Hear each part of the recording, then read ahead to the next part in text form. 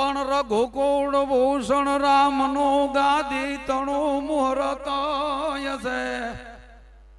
જ્યાં મજા આકલો પડકારો કરજો એટલે મને થોડું પમ્પિંગ થાય. એ યાગના પિતાની પાડવાઈ વિકટ વનમાં જયો છે.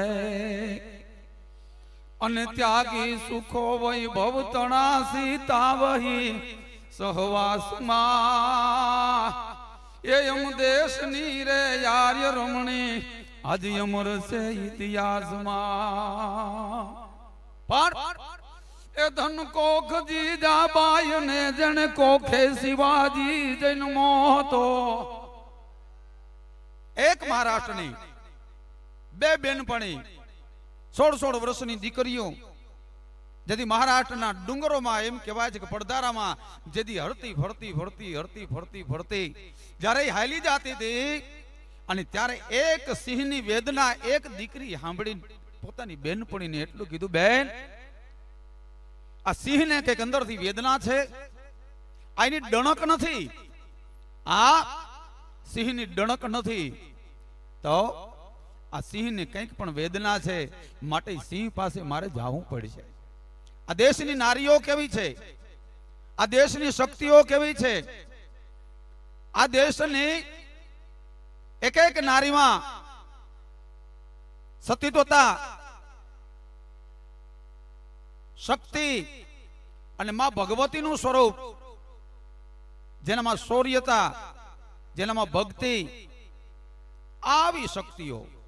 અને એ દીકરીએ તેથી એક એની બેનપણીને કીધું, બેન સિંહને કંઈક દુઃખ લાગે છે. ત્યારે બીજી બેનપણીને એટલું કીધું, બેન સિંહ છે હિંસક પ્રાણી કહેવાય, એ વનનો રાજા કહેવાય, એના સુખ દુઃખની આપણને કંઈ ખબર પડે નહીં, એની પાસે જવાય નહીં.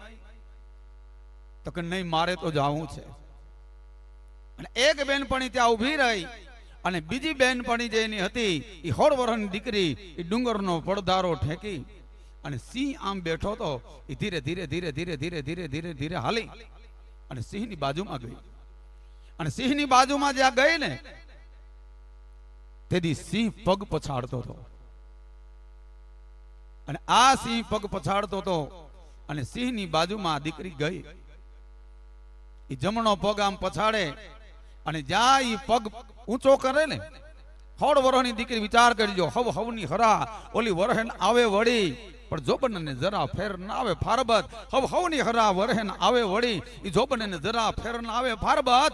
એ 16 વર્ષની દીકરીએ એ જમણો પગ જ્યાં ઊંચો કર્યો ત્યારે સિંહના પગમાં કાંટો લઈ ગયો હતો.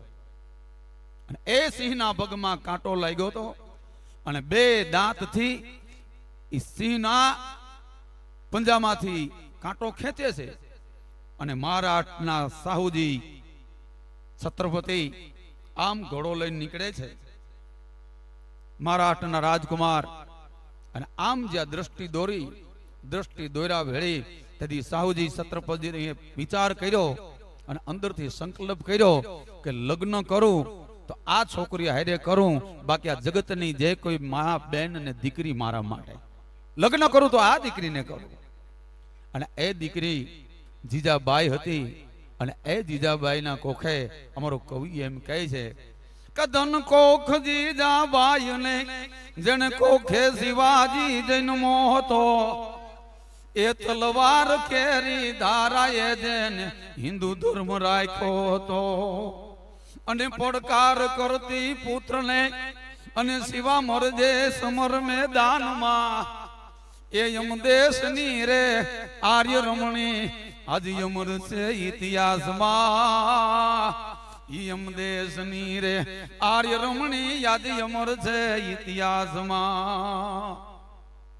આજુબાજુ વાડા દરબારો રહેતા હોય, જ્યાં દરબારની ઓત હોય, ક્ષત્રિયોની ઓત હોય, જ્યાં રયતને એમ કહેવાય છે કે રયતને લીલા લહેરો હોય છે. પણ એ રાજપૂતો અને એની ક્ષત્રિયતા પણ કેવું, પણ એ ભલ ગયો નિજ ઓરડે, એ ભલ ગયો નિજ ઓરડે, એને પ્રિયા પર હાસ્ય કર્યું.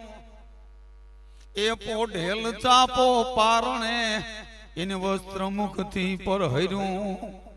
અને તેથી ભાન કરડી એ જોગ માયા સીધાવી સ્વર્ગ વાસમાં એ યમ દેશની રે આર્ય રમણી હજી અમર છે ઇતિહાસમાં એ યમ દેશની રે આજ રમણી હજી અમર છે ઇતિહાસમાં. અને એ જીજાબાઈ નો જન્મ એમ કહેવાય છે કે ભોળાનાથ ના મંદિરની માલિપા જીજાબાઈ ને કોખેથી શિવાજી નો જન્મ થયો હતો. આભમાં ઉગેલ ચાંદલો જીજાબાઈ ને આવ્યા બાળ બાલુડાને માતા હિંચોડે અને ડણ ડુંગરા ડોલે. અને એ માતા તેથી એમ કહેતી હતી કે હે દીકરા પોપટ ગુગરા ધાવાણા લાકડી તું ફેરવી લેજે આજ, કાલે તારે હાથ રેવાની રાતી બંબોળ ભવાની. આજે તારે જે રમકડાથી રમવું હોય, આજે તારે જે ખેલ ખેલવા હોય એ તું ખેલી લેજે. કાલે આવો સમય નહીં આવે. કાલે દીકરી માટે, ગાય માટે, આ દેશ માટે અને આ સમરાગણમાં તારે લડવા જવું પડશે. આ સુરવીરો નહીં, આ એક ખાનદાન. મરી જો કા મારી જો પીઠનો દેતા લગાર, મારી સૈરું મેણા બોલી છે આ તો કાયર ધણીની નાર. કાલે તો તારા હાથમાં માં ભવાનીનું સ્વરૂપ રહેવાનું છે. એ શિવાજી આજની તારીખમાં ધાવલે મારા બાળ તું ખૂબ દ્રપીને આજ રેસે નહીં રણ ઘેલુડા અને ખાવા મુઠ્ઠી ધાનની વેળા. કાલે જમવાનો ટાઈમ નહીં દે.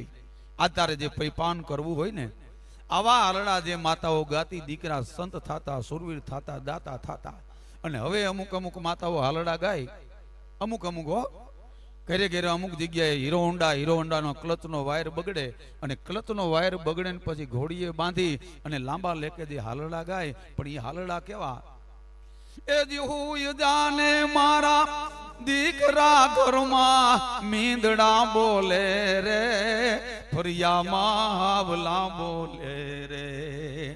એવું જાને મારા દીકરા વનમાં બાઘડા બોલે રે. હા, વનમાં બાઘડા બોલે. આ દીકરો કોઈ સુરવીર ન થાય. એ રાતના 12 વાગે વાહુ જાય ને દીકરો બાપ, તેથી બાપ એમ કે ઘડીક જ્યારે હું હુઈ જાઉં આરામ કરીને પછી જાય છે. બાઘડા બોલે. બા ઘડા, બા કેન જે ઘડાય ને બા વતા ઘડ્યો. ગગો રડતો હોય અને મરદ મુસાડા નહીં દીકરાની માં કે સાંભળ્યું ઘડીક કાળો ખેડો ઓઢી અને ઘોડિયાની બાજુમાં થઈ જાવ એટલે આપણો ગગો હુઈ જાય. અને એ મરદ મુસાડો કાળો ખેડો ઓઢી અને એમ કે બાવ તારો બાપ બાઘડો આવ્યો. આ પહેલેથી બાઘડો બનીને પોતાના સંતાનને ડરાવી દીધો હોય, એ કોઈ દી ક્યાંય દાન દેવા ઉભો થાય, એ કોઈ દી ક્યાંય સમરાગણમાં જાય, એ કોઈ દેશની સેવા કરે. પણ એવા સંતો મહાપુરુષો અહીંયા થયા છે, એવા સુરવીરો થયા છે, એવા ભક્ત